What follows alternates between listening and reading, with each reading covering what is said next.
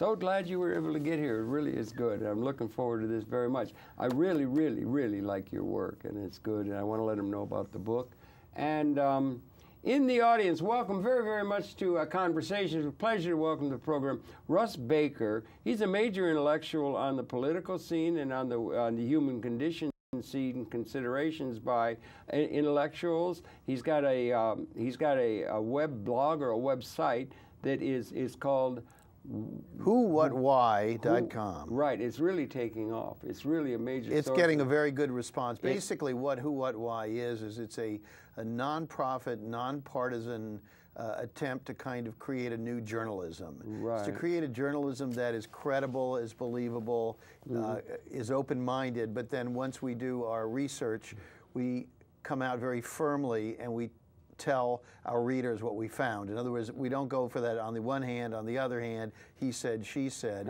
We go in with an open mind and we come out with some conclusions based on our reporting, and we just share it with people. And you share with a lot of people who share with you too. People, very thoughtful people. It's a really important dialogue going on. It's a two-way street. Yeah, two-way street. We've got a lot of folks who I think are considered some of the better thinkers who give us feedback, but also we get a lot of feedback from the public. The sites have an opportunity for people to post their comments on stories. We also get a lot of emails from people, and we read all of them. We're not able to respond to all of them, but we read all of them. And we're looking for story ideas and tips and suggestions, and that's a big part of the mix. And you're mixing that into a pattern that was also came out in the book we've got displayed here, Family of Secrets, I guess about 8 years ago or so that came out. It came out about 2 years ago. 2 years ago only? Yeah, well, it came out in '09, so it's almost 3 years now. Okay, really? Almost 3 years.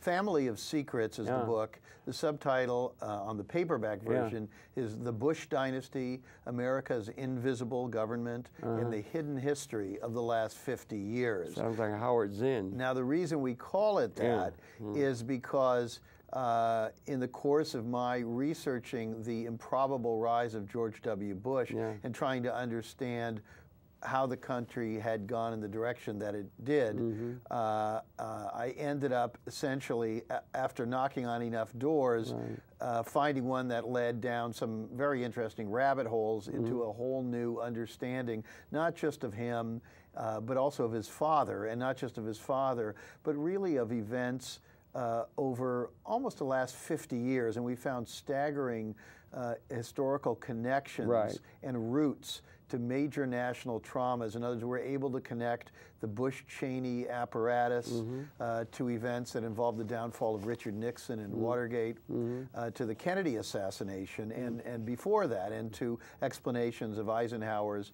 military-industrial complex warning, to Truman being pressured to create the national security apparatus in the first place. In other words, all of these things are connected, and some people say, well, that seems ridiculous, but you know, actually, why wouldn't things be connected? Because that's how things happen. Things happen for a reason. They happen, they come from somewhere, they come from certain roots, and those roots can be quite deep. Yeah, they can be quite deep, and they can be connected in pattern. There's a term in information technology, information overload. A lot of people think we're maybe getting overloaded with information, particularly multimedia, things that are information coming in over the transom at an exponentially increasing pattern. But there's a term in information technology circles where they say, oh, it was actually Norbert Wiener.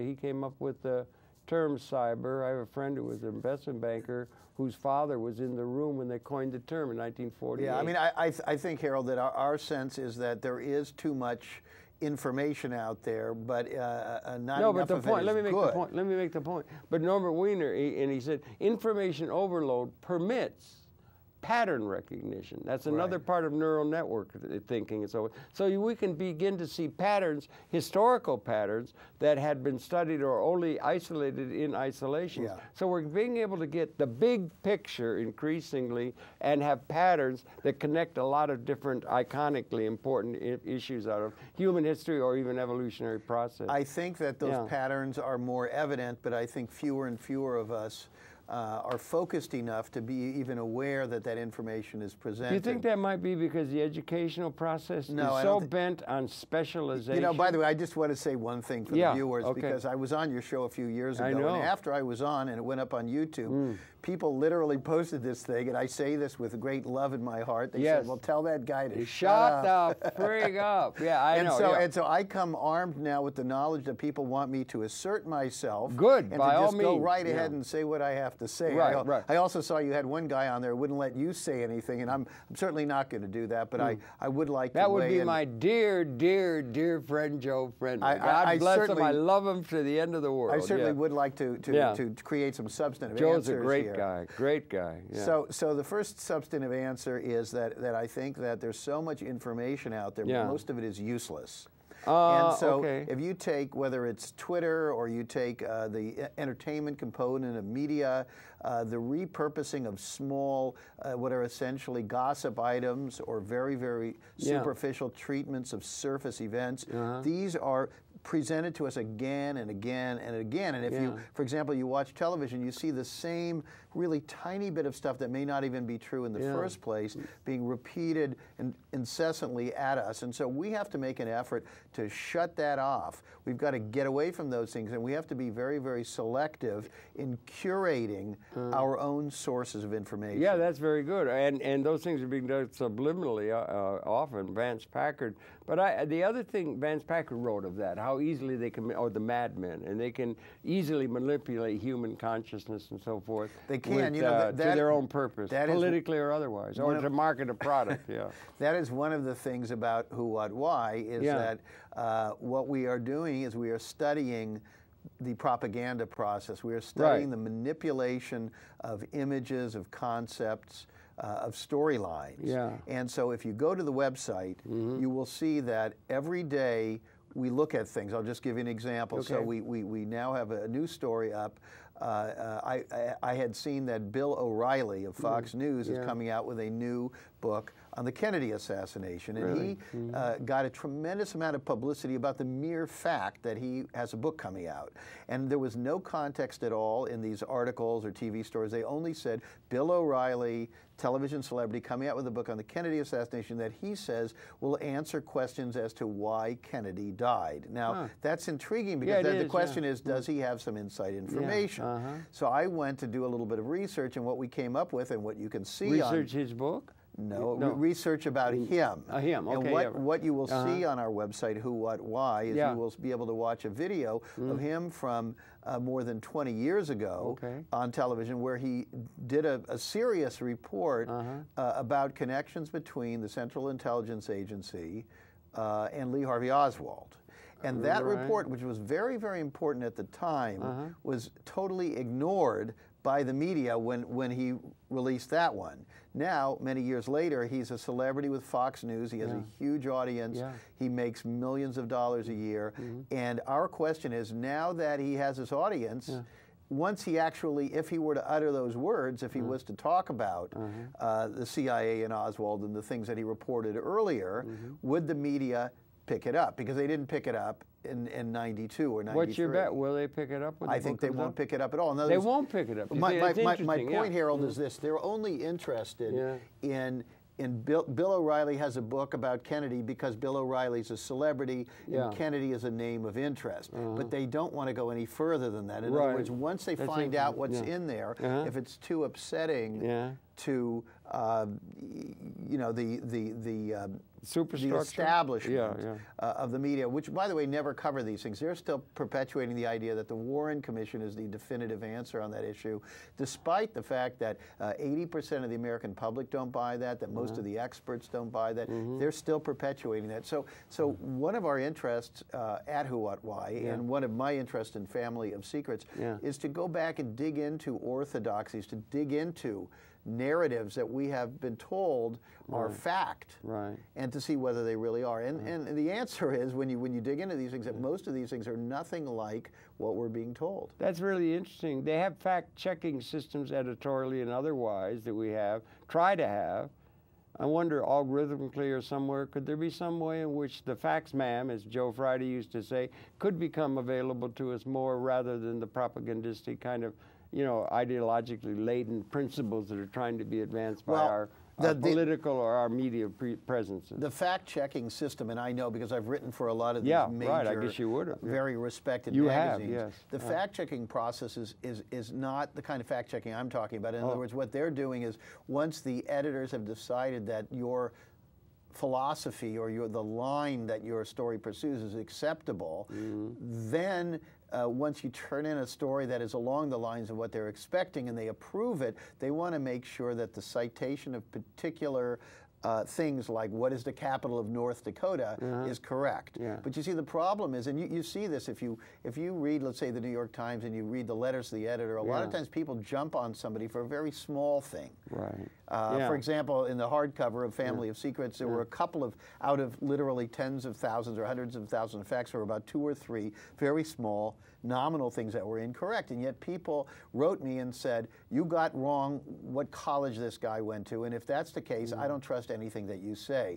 So people are much more attuned to challenging small facts that they're familiar with than wondering whether the entire scenario they're being presented with even makes any sense. That's really interesting. It turns in with what I was thinking in terms of pattern recognition, and a lot of these things have to do with cybernetic developments and technological developments, seems to me, because they're, that's the thing. I think we lack people who are thinking, there's another term could be used, systems thinking, where you're including things in a comprehensive way rather than in a highly specialized way. And I do think, let me make the point, Russ, I do think that the educational process has gotten into a process where people have become, it's a system of certification for people's ability to gain income in terms of the economic order, is what the educational process is largely about, and it's become highly specialized. People become highly specialized and expert on one particular thing, going in depth to that question about whether the you know, and that. And there's very little systems, comprehensive thinking, except within narrow, politically ideological take on things. My take on that is that the political system, that the educational system is designed to create good employees. Yes, indeed. And it is not, and the de-emphasis of the liberal arts is a tragedy, because the liberal arts encourages a kind of thinking on multiple levels. And so we can see the sort of three-dimensional elements rather than just what we need in order to be able to get a good job and keep that job. I think we're losing it. I think we're losing it. And so to give you an example, with the story about O'Reilly, we're doing the liberal arts take, which is, why is the media all excited that he's writing a book, but they're not excited about what's really in the book, and they're not excited about what this man tried to say years ago and was ignored. And so... that's investigative. And so here's another example, Harold. Okay, we took a look at what was going on in Libya when they said they were going in there to bomb for humanitarian purposes. And one of the first questions was, well, how do you bomb for humanitarian purposes? And we wondered whether more people weren't dying as a result of our intervention than of the supposed atrocities that were being ascribed to Gaddafi. And so we went and we looked into a number of aspects of what was happening there, and after months and months and months of reporting, came to the realization... On your part, you were really looking in depth. Yes, okay, well, good, by the way, Bill Moyers praised our work on Libya and said he thought it was the best work. What's the work? Is it on the site? It's on whowhatwhy.com. If you just go to the right-hand I'll column... want to go to that. I haven't got it. The column says original investigations, and one of the top stories there will say something about Libya. Okay. In each piece, we have links to some of our And you put that much attention on that? Prior pieces, yes. Well, we report on all kinds of things. We have pieces about the environment. We've got pieces of Twitter. Twitter recently very quietly announced that they would be censoring some of their tweets in certain countries, and we wanted to know more about that. And you got to think about fracking now, and we dug into the issue on the development of Twitter. How did that happen? Was it connected to the investment of $300 million by a Saudi prince in the company? And what are the implications for freedom of speech and Arab Spring throughout the region and throughout the world? Yeah, very good. The Gaddafi thing, I'm particularly interested in. I was there about 8 or 9 times, did a program with him. Liked him very much. I was very disappointed with the foreign policy overthrow. That looked awfully like imperialism to me. How much did you go into depth into the meaning of that stance that we took against him? Well, I think that our focus and how much can we go into depth? Another big fat tome, Mr. Goodman, you know, idea. You could go in endlessly on any subject, you know. We're not claiming to be experts on that. What we do is we take sort of soil samples on particular things. So, for example, when there began to be a machinery heading toward war there, we could see that coming. And we'd seen that pattern before. And so as each new sort of casus belli appeared, we began to see it for what it was. So, for example, the first story was when that woman came forward to say that she'd been raped by Gaddafi's security services. And the first thing that struck me was that it's very, very rare for women anywhere to seek to be shown on television saying they had been raped, number one. Number two, it's even rarer in the Arab world. It's virtually unheard of that women go public to say that they have been raped because it really destroys their life. She came screaming into the El Kabir She came hotel. right into a room full of journalists, and she's a lawyer, and I was struck by this, and I thought, this story is just being picked up all over the world. Why? Now, her claim was, you know, okay, maybe she was raped and maybe she wasn't, but how did she know who her rapists were, and had they were they wearing you know, official insignias, and even if they were, would that be any more than saying that because somebody in law enforcement in the United States raped them, that Obama was responsible? And so we thought, why is this story getting so much attention? Well, the answer was that the media of the world, and I'm including, up for war. I'm including places like the liberal press, like the Guardian and so forth, and the BBC. They were all, you know, the media loves a good war, and they love a good war because it is a kind of thing that we pay attention to, and that drives ratings. It's and that gets harder. their income considerations. It's much for the ad harder revenues, to cover, you know, an intellectual conversation or a proposal. A war is action, and action is good for the media. Particularly in an age of television, which wants pictures. But the same thing with print media. That works for them, and so they were all ready for this thing to happen. And so that was the first thing, and then we saw them saying that Gaddafi had ordered his troops to commit mass rape. That allegation, they said, oh, this is being said, and so our question was, well, who's saying it? Well, it turned out they said Libyan human rights groups, and I said, well, what kind of Libyan human rights group even existed in an authoritarian country? And it turned out they weren't. They were groups of people who were Libyan exiles, who were, say, a guy who was an investment banker in London who'd been trying to do business with Gaddafi. He repositioned himself as a human rights expert. If you have yourself in a certain sense investigative, that's really good. That's worthwhile. Amy's investigative. Amy Goodman, others are investigative. I want to stop you. I want to stop you with that because I disagree completely. Okay. Interviewing people is good, but that's not investigative reporting. Investigative reporting means that you have to go out to archives looking for documents. You have to seek out sources who are afraid to talk, not those who are seeking to talk. And you have to persuade them against their own instincts and perhaps overcoming their fears and other reservations to tell you secret information that they have. Investigative reporting is a term that is bandied about very, very loosely. And I am on a bit of a campaign to stamp out that sort of flabby practice. It's all well and good for television shows to air viewpoints that you don't usually hear. But that has nothing to do with investigative journalism. You've got to have somebody who is reluctant to do. You have to get at something. You have to dig. You have In fact, I'll tell you something else. Why is that so important? Why not somebody who is very anxious to tell their story? Why do they have to be reluctant? There's nothing wrong with people saying what they have to say, but the truth of the matter is that if you want to know that you're getting accurate information, you have to go out and check it out yourself. And when people offer themselves up because they have something to say, then it's interesting to listen to them, but you still have to vet the credibility of their claims. Beware the PR wars of the PR agencies and everything. And so when somebody comes on a show and sounds authoritative, it's the same thing with me. You know, I say to people watching this program, check it out. Pick up a copy of Family of Secrets. There are more than 60 pages of footnotes. Go back to the primary materials and see whether you find it persuasive. And you make your choice about each person, not the show, but the people themselves. In other words, the show that has different guests appearing every week, you could say that the show has interesting guests. You can't say that the cumulative group of guests are all telling the truth or even know what they're talking about. The truth's a many-splendored thing in a certain sense because there's a lot of it and so forth. And how, if you're doing investigative and you're doing somebody who's been, one would think, there's one, I forget exactly the quote, you know, bring justice to the afflicted and afflict the comfortable, something like that is an ethic of journalism, overlooked by the demands of the marketplace view of journalism and so forth.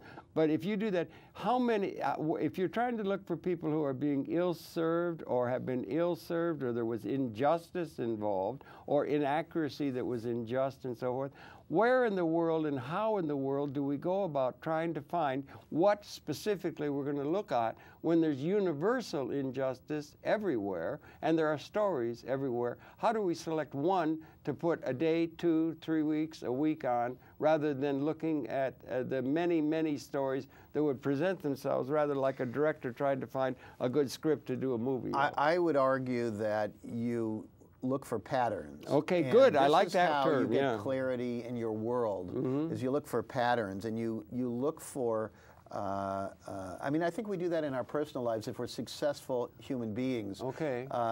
People who are not, who only have, let's say, limited success are very often people who don't study and don't change and don't adapt. And so what they do is they've got something going in their head and they're stuck on that. But the reality is that if you... A particular issue, maybe? What I'm saying, no, not a particular issue. I'm talking about a way of behaving. Okay, okay, I'm talking about a lack of emotional intelligence. What I'm saying is that if we are open-minded and we look at things and critical thinking, we ask deep questions about why things turned out the way they did, if we are not in a hurry to rush on, but we go back and we look at the Bush family, we look at the war in Iraq and we say, exactly how did those things happen? And one of my points in Family of Secrets is that the media and even academia have just kind of moved on. If you ask people, please explain why we got into Iraq. They can't tell you.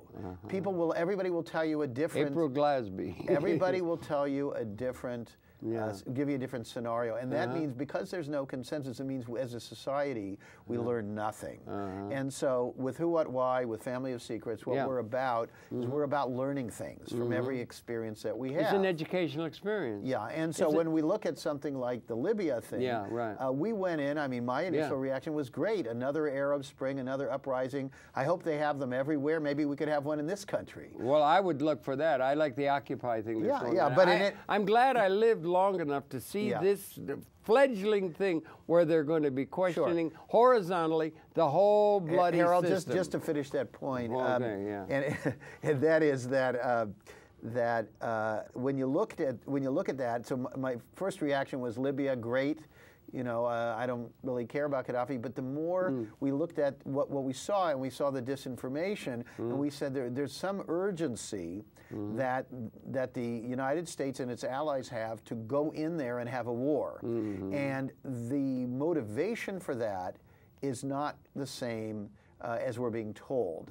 And that the argument about humanitarianism is for our consumption. It's not the internal rationale. That's part of what they have to figure, don't they? How to manipulate the masses. But Harold, that's every big Goebbels institution. did the same, didn't Listen, he? a university, a company, a family, you are always told, we close ranks, and when we go outside, here is what we say. And that's not what actually happened. It's what we've agreed to say. Now, the truth of the matter is that the mandate of the United States government, and I understand this, is basically to secure certain things that are perceived as benefiting the United States. Although, again, I have a problem with that because many of those things do not benefit us in the long run. That is true. They true. benefit certain interests that tend to fund the election of these people. That's right. But they do not necessarily benefit the common good. In any case, they still convince themselves that it does. For example, we need a constant supply of fossil fuels.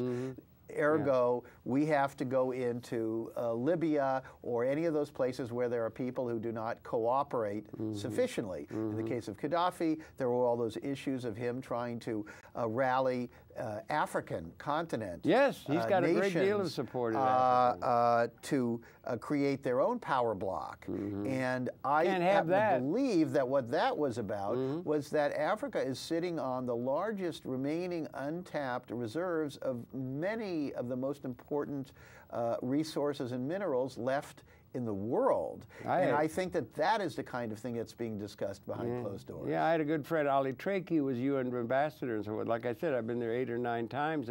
Really, I thought they were ahead of the curve. I think the United States of America in 1776 was, in a certain sense, ahead of the curve of feudalism that held for 1,000 years. History moves on. History develops and so forth. I think what they were doing in Libya was ahead of the curve that we think is legitimately historic. Our system is legitimate historically.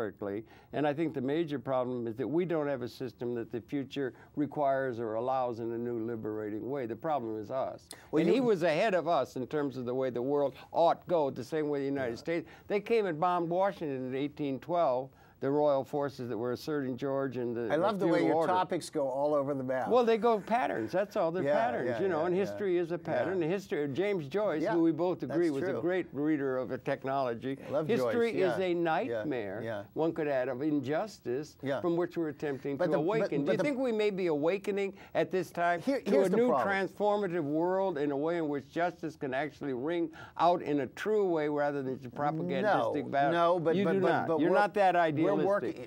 I am idealistic. You are. We're working on it. You're idealistic. And very specifically, the work that I'm here to talk about is designed to help people get past the idea that humanity is horrible and history repeats itself. Get past that, because that becomes stultifying, that becomes paralyzing, that prevents us from moving forward. What we are about is we are about identifying the precise mechanisms through which these kinds of problems are perpetuated, identify them, and then seek alternatives. And so very specifically, for example— Alternatives to the world order? No, for example, if what we see in Syria is what we think it is not, again, not a humanitarian intervention, but again an opportunity to remove another uncooperative regime. If we see that there, and we see that in Libya, and we see that in other places, then if we can get a discussion where we talk openly about that, and then we can say, well, why are they really doing that? And we can agree that the reason they're really doing that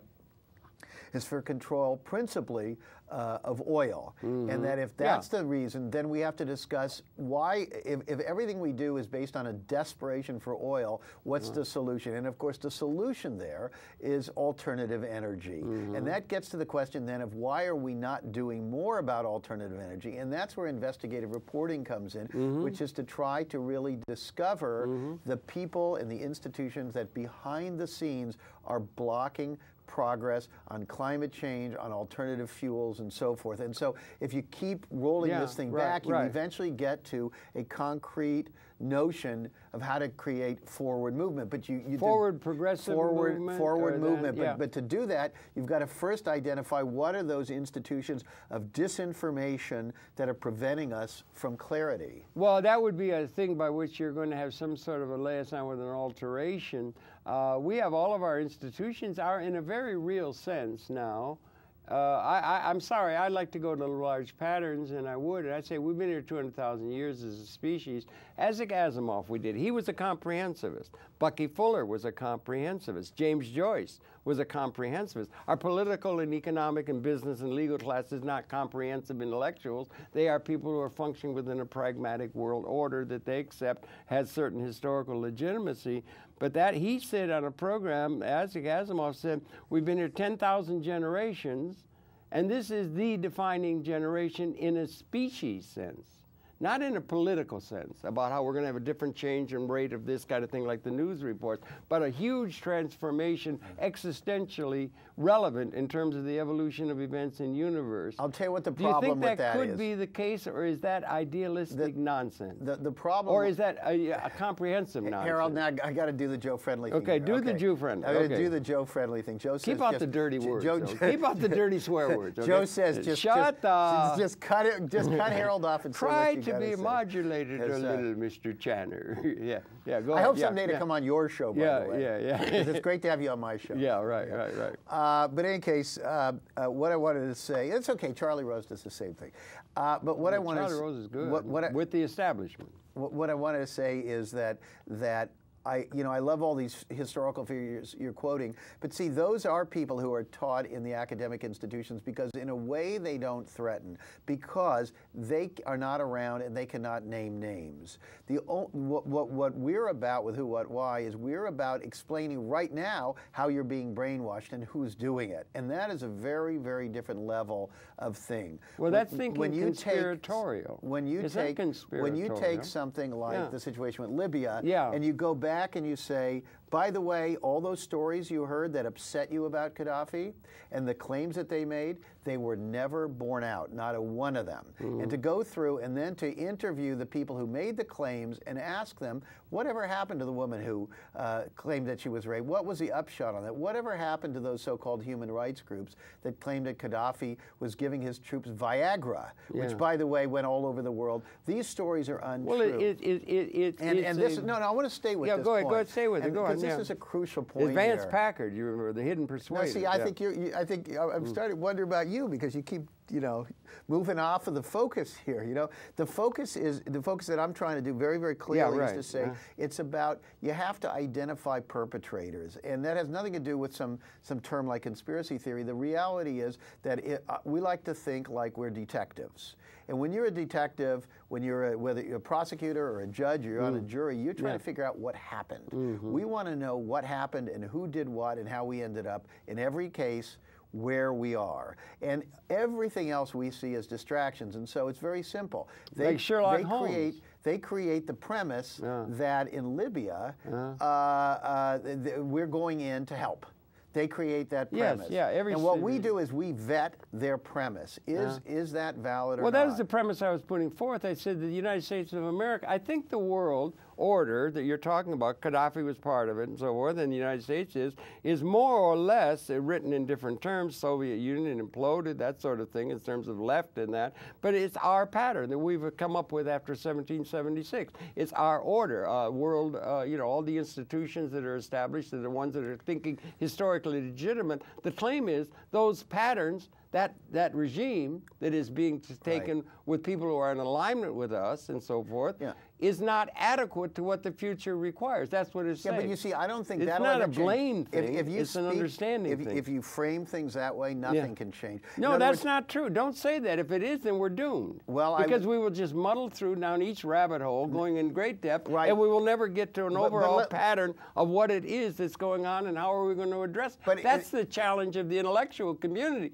not to run down every little thing that they put in front of us. No, but the point is this. I would submit. Is that very few people have the capacity to make decisions based on what you're talking about is people becoming learned. And comprehensivists. Right. And people comprehensive. I don't know how much you're out there traveling around the country, but I can tell you something. I mean, I talk to people in bars and airports and all over the place, and these people wouldn't have any idea what you're talking about. I don't believe that. I don't believe that. I think the youth particularly, I think they're right on when they say there's something rotten on this planet with this Occupy thing they're trying. It's inchoate, it's hard to get at because they're being submitted to this story, that story, all kinds of things, divided. Intellectual community's been bought off.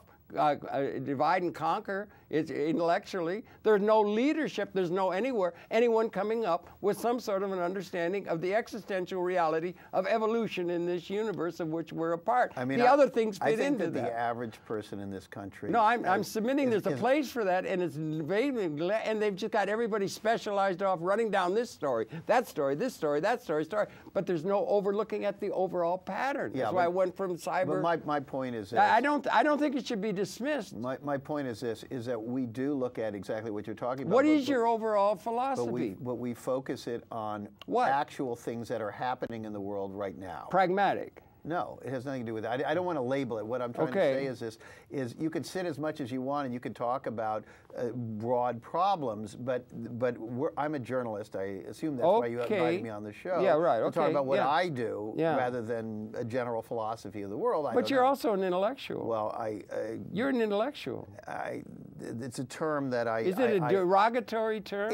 I don't think, I wouldn't like to, I don't care too much for people affixing it to themselves. No. I think it reeks of superiority. But in any case, I read and I think. Yeah. But what I'm trying to say is that this country, you know, some people, for example, they think the Occupy movement is tremendously effective. Yeah. But if you travel around the country, what people are interested in is the Super Bowl and Dancing with the Stars. And well, those they've been kinds of distracted. things. Yeah, sure. No, they're always distracted. Okay. Yeah. Distracted. Okay. Well, all right. And the few who register support in any meaningful way for Occupy don't actually go out themselves.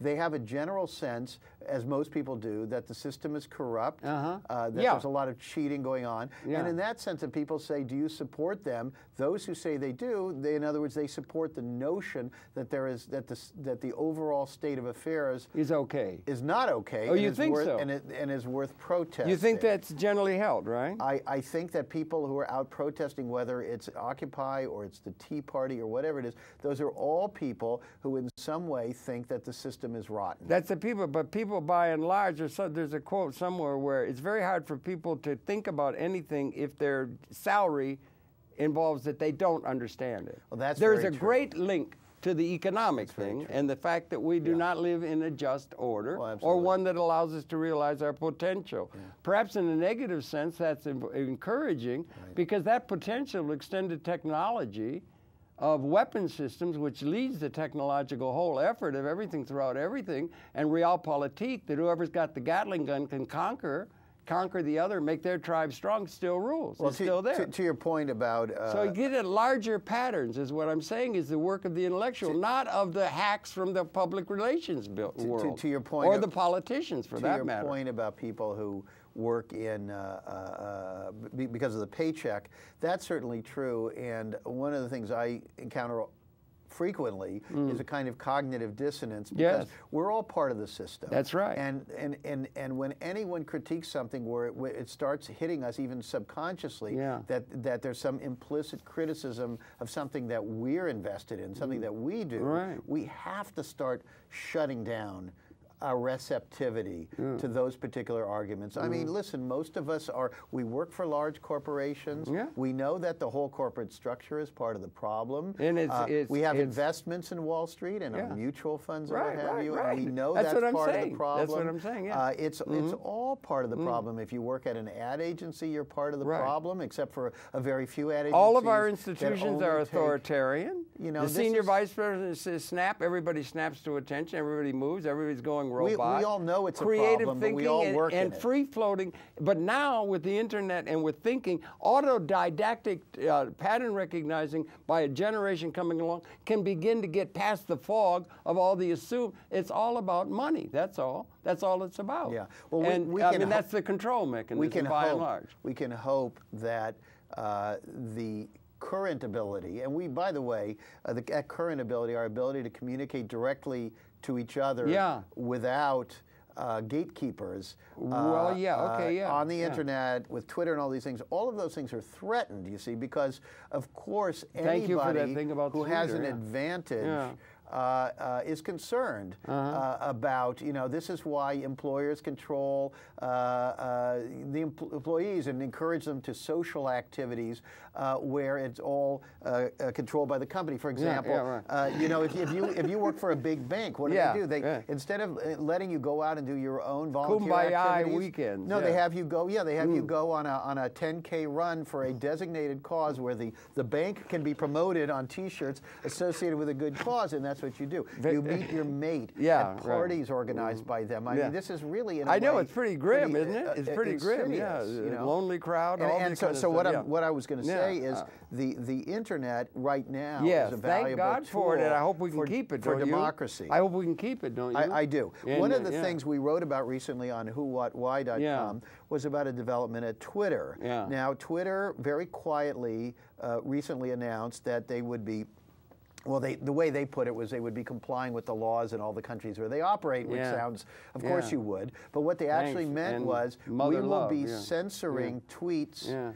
that are unpopular with the authorities in different countries. Now, of course, that's a that sounds nice, doesn't it? Slippery slope. And so we report on that, and then we ask, could this possibly have anything to do with the fact that a Saudi prince bought $300 million worth of insider shares in Twitter a month before that, which seems like a reasonable question to ask. It seems reasonable to me too. And yet we're practically the only people out there pursuing that story. Did you follow the stuff after September 20, 2008, when Mr. Paulson came in with his 3 pages to the Congress that had to be signed by the end of the week and signed by the president? The whole world was going to fall apart. Have you been following all that subprime thing and everything like that? Sure. And isn't there some music? Has anybody been brought into the dock on that was caused that problem? No. Has there been any? Are the default swaps still being used by the banks? Are the banks not getting richer and richer? Are the people still not in place? People still being thrown out of their homes? Are you still following that? I don't know if you saw, we had a piece up yesterday. Okay, I did see it, as a matter of fact. I was happy to see that. About the betting on the subprime mortgages. Yeah, with the derivatives, they can short sell. There's this fellow who made a fortune betting that they would go down, and of course, betting that things go down helps cause things to go down. Yeah, that's right. And he's back now betting that they'll go up. Okay. And so there were 2 aspects we focused on. One was that that's an important story. Yeah. And second of all, we were struck by the fact that the New York Times went pretty hard on this guy, but they ran it in a column called Deal Book. Now, Deal Book. Is that on the business page? See, you probably don't even read it, because I don't read the people who read Deal Book are investors. Yeah, right. Now, the problem with that is investors are saying, "Oh, look, this guy made money in both directions. Hey, honey, here's a new way to make money." A new algorithm. So they're reporting on a crime, and you shouldn't be reporting on a crime in the business section. You should be reporting on the business section and recommending it as a buy. For business. And recommending that business practice criminal as a buy. And so when the New York Times isolates that important story in Deal Book, instead of putting it on the equivalent of the front page, where everybody, people who don't have stock and people are sleeping outside for Occupy, they can see it. That's going to cause action. But when you put it there, the wrong people read it. And interpret it in the wrong way. And there's still, I mean, it's like they're still just, they're above the law. The establishments of the order, like in Rome, it was an emperor. They were above the law. Well, they're not above the law. They are the law. Well, they are the law. If you are the law, you're above it. If you're above the realpolitik, if you've got the Gatling gun, that's the law. If you've got the ability to enforce and intimidate, and that's the way the world works. It's still working on that principle. There's no other principles emerging anywhere. The same people who put that in place are still in place. The system's still in place. People have nothing but a whimpering sort of, well, we'll have to go along with it or we'll starve kind of mentality and so on. It's not exactly a liberating order that we're looking at. But there's a lot of things that could be critiqued. You've got to shine a bright light on this stuff, because the reality is, and this is what we're about with Who, What, Why, is that when you shine a bright light, and the bright light is there, it's like if you live in a building and there were problems outside all the time, you shine a bright light, and suddenly there are no more problems. We are about shining a bright light on these processes, and so we want to know what you said. What happened? Paulson, who appointed him? Was there a meeting? When he went in and he said these things, why did people got down react on the way his they knees did? in front of but what exactly happened? In other words, we want to know they said how things happened and why. Why? And why does it continue? Not from our own hunch. We want to know from original reporting. Well, that's what I was trying to get at in terms of trying to get at an order. What is it that we're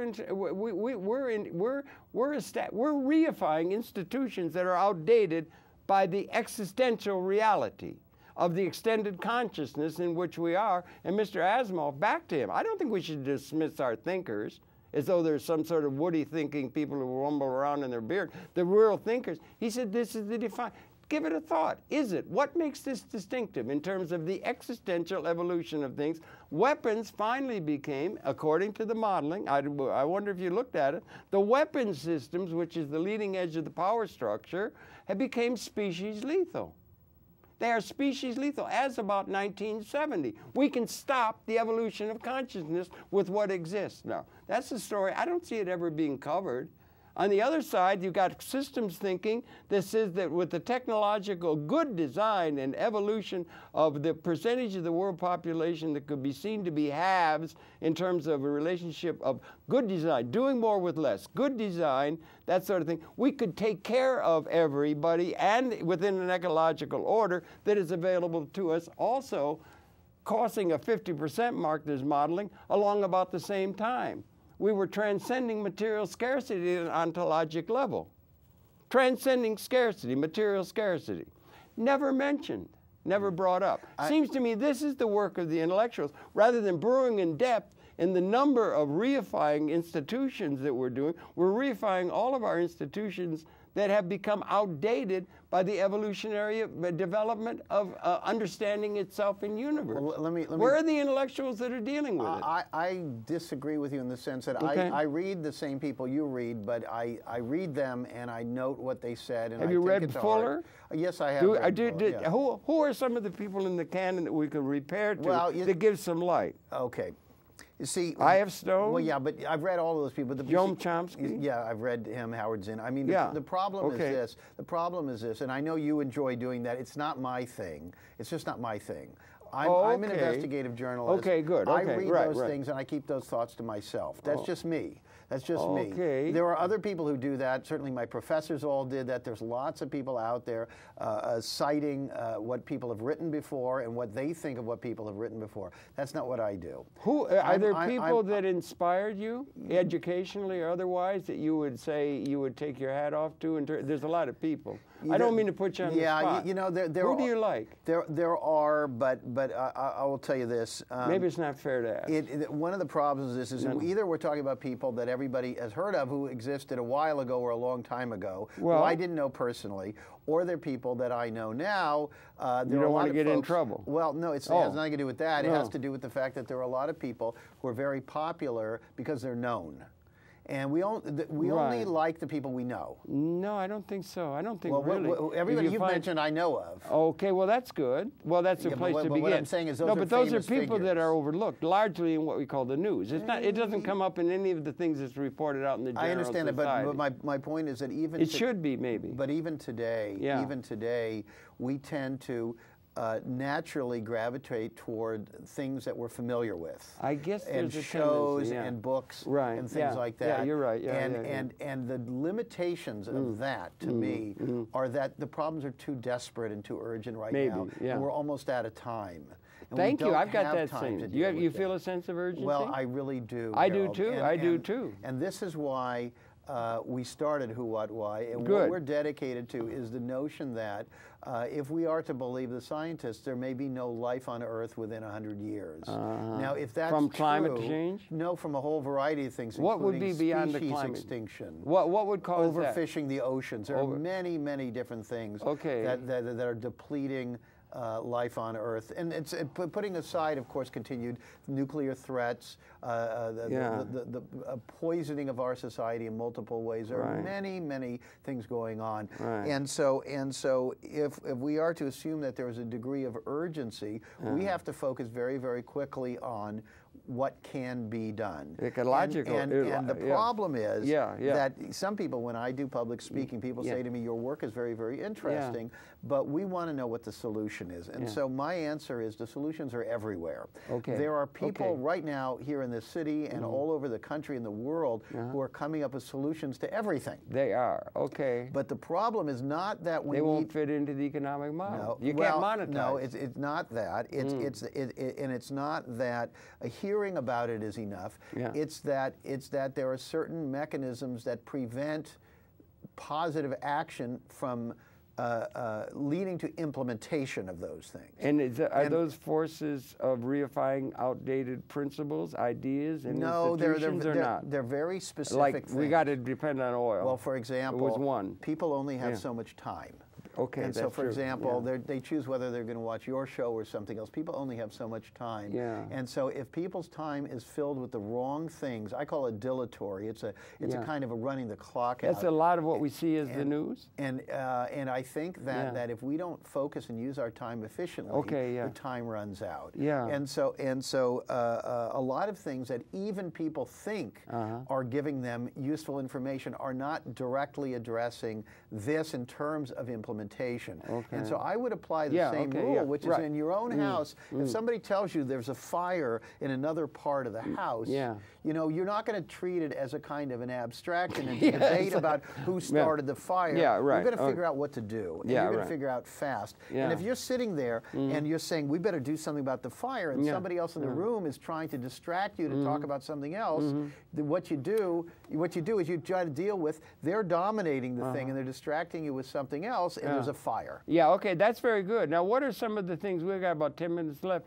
what are some of the major issues? I heard you say it's ecology in a large sense, and that, and so forth. And what are the major things that we can do to address that? What do you have an economic philosophy or idea of how we're going to form capital, utilize technology, how we're going to distribute demand to the people of the world in a way that could be ecologically appropriate and also inclusive and liberating increasingly the world population? That's not my role as a journalist. It's not your role. You don't find clues to that in any one that we could repair to that makes sense politically or otherwise. Here's the problem. That's what I'm getting at. The lines between journalism and opinion have become so blurred that I have to repeatedly explain to people why it is that I'm not going to advocate for particular solutions or policies because it damages my credibility fair enough. as a detective. Good. As a detective, that's interesting. I'm not forensic. Saying, I'm not saying you have on your term. You have the term forensic on the website. We have a good friend who does forensic investigation of the bonds and so forth. And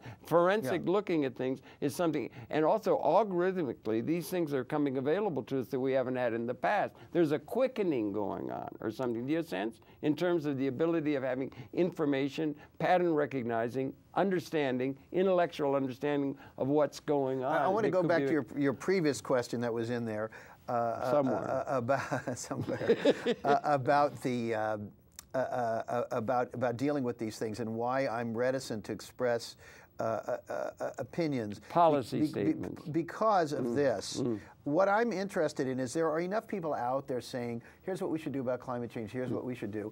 But what I'm more concerned about is that there is a big division in the society whether climate change is even real. Well, that's it. And so what I'm interested in is climate change real or is it not? And I'm not, again, I'm not taking sides. But my first reaction is, and we posted something on the site recently about this that suggested that we thought it was real, and we were fascinated and disturbed by this big sector of Americans who've been convinced that it's not real. And so one of the things we said was, what's more likely, that 90% of all scientists and environmental groups are in cahoots in a conspiracy to trick the public about something that doesn't really exist, or that oil companies, which are inherently self-serving, have an agenda in using their vast fortunes to create propaganda that distract people from this thing. Koch brothers, among others. Right. I mean, there's a lot, and the concentrating of the wealth. And so that's not so much my opinion as it is trying to be rational. Yeah, you're about trying to be this. scientific. And you know, somebody posted a comment on our site, and he said,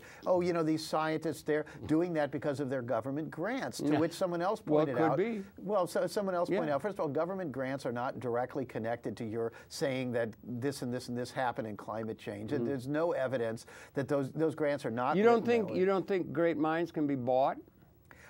Listen, I think they're bought all the time. Mines can be bought, but they cannot be bought. Most government grants are pretty small. They're like 10 grand or something like it. Well, not government grants, but the funding of institutions. I'll tell you how you can. A lot of money.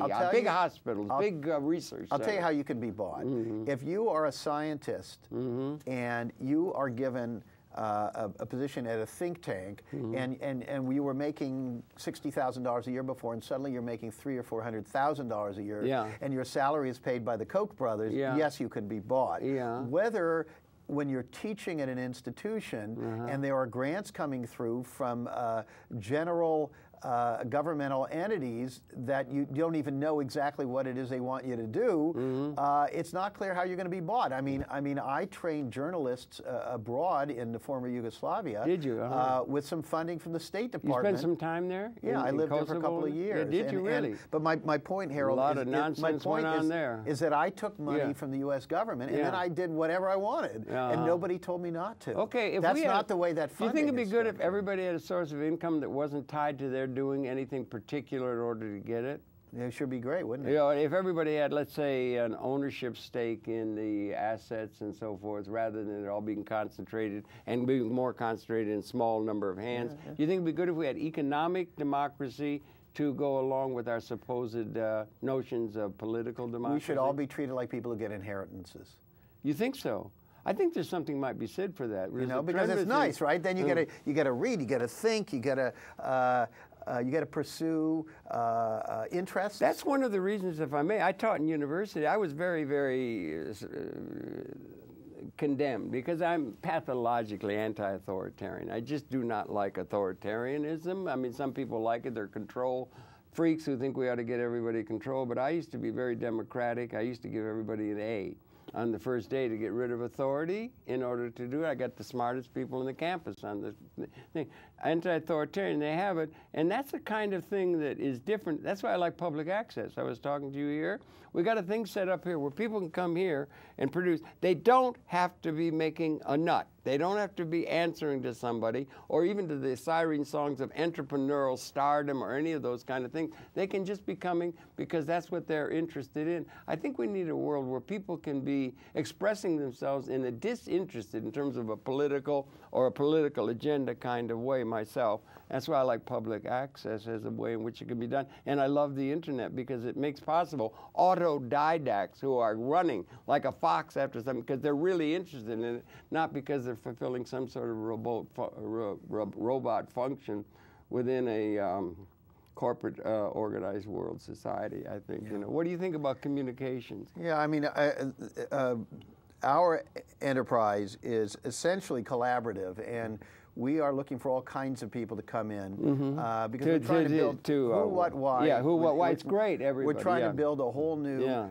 way of journalism. Right, good for you. So, are there a lot involved? I mean, there are more and more people involved. Do you have any numbers or anything you can not a specific number, but the point is that we're adding a lot of people who are not even journalists who bring in other things. So people come in and they say, we can help make this thing work because we've got technical skills, engineering, photography, accounting, you're moving into video? lawyering. You're moving into video? We have video on the site. You're doing video good, and we're going to do more. You're going to be doing more audio. video. You think it's important video? We're on Twitter. People can follow us. Yeah. Who, what, why. Yeah. That's our Twitter handle. Okay. Who, what, why. And there's a camaraderie between the people that are in this space. It's a sort of special space that's there. Well, Amy's doing well. I think she's doing well. Dan Schechter's doing well. We're in a special. We're in our own space. Our own space is we're nonpartisan. Yeah. And we're emphatically nonpartisan. No, but I'm talking. You're talking about other journalists who are in the space that I would suggest you and I maybe were different. No, but we're in a similar space. We don't compare ourselves in any way, shape, or form. In fact, we wouldn't have created Who, What, Why if we felt that we were similar to others. The others have their own value. They can speak for themselves. We are something new. We were started specifically as a response to the fact that most people are divided ideologically, and we think this is a problem, not a solution. Well, I think there are more people that are of that mission statement mentality and so forth than we might think, and I'm glad they are because I think it's people like you that are the hope of the world. And I thank you for all the very, very good work, and one and all are recommended to get in touch with it. whowhatwhy.com. Right. You want to get in touch with that. He's a very, very interesting group of people. I think there are more people of that general stripe, and I'm very encouraged by the horizontal of the Occupy movement that they're trying to get to include more and more. And I would hope that we can be realistically optimistic for the human prospect at this crucial moment in the evolution of universal consciousness, and you're helping in that regard. And I thank you for all that good work. Thank you. Thank you for viewing. We'll be coming back again tomorrow. You want to get in touch with his site and with the book. And thank you for viewing. We'll be coming back again tomorrow. Russ, thanks a heck of a lot for all the work and for coming in. It's a great pleasure talking to you. We've only just begun to talk. We have to do more of this if we can. Okay. You're getting into video. Yep. Are you doing that? What is it? Are you? These are all in process. Yeah. Okay. All in process. Yeah. And are you getting that yourself? Are you enjoying that, working with video? Well, I don't have time to do that, but you don't have as more time. people come on board who have video skills and things like that. They're coming along. The youth are really into video and that. They're really good. Well, you need a 7-year-old. I met a 7-year-old that could play the computer like Haramus plays the piano. So there's encouragement in the what they're picking up and so forth. But anyway, we covered a lot, and there's a lot to be covered. Okay, are we still rolling? I'm not sure if we are. I think let's give it a couple seconds just in case. We can always erase it at the end. But there, they're running your graphics now. Okay. Yeah. So then we're going to do another program with a young man who's part of that now today. Okay. He's doing it, and I'm really encouraged by that. You go down to those. Do you go to those meetings much at all? What, the General Assembly? Yeah, General Assembly thing. And I just don't have the time. I know. I've been to a few of them, but that's it. Yeah. Just to observe. But it's encouraging, is it not? Yeah, of course. It's great to see people out doing anything. Yeah. Anything. Anything. God, just do something. I agree with you. That's a great slogan. Do something. Do something for